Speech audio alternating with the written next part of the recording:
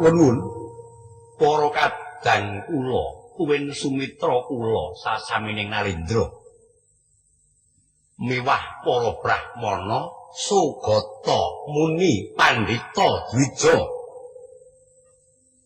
tuwin sanes-sanesipun ing mriki kula mandiri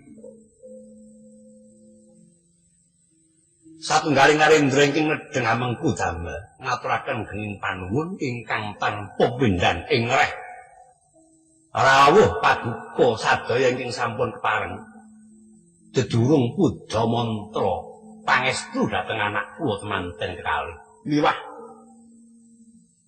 ngaturaken genging panuwun ingkang tanpa pami saking para kadang sumitra kula Narendra ingkang sampun kepareng maringaken pasumbang ing ngawujud menapa kemawon inggih ing ngawujud mutiara ing ngawujud alajabrana miwah pamanggih mulih prayoganipun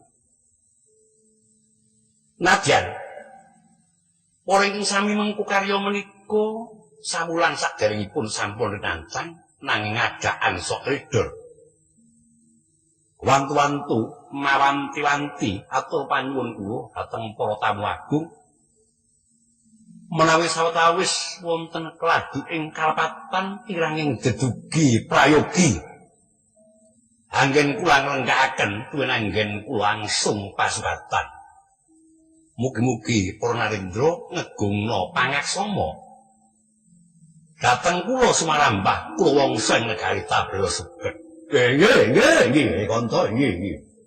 Nggih, aku tak ngombe sik, sik kok dimakan kok ngombe iki piye? Lah iki direnekke kuwi direnekke. Samarauman lho. Bangun malak, iki ning kok becike ya ngono.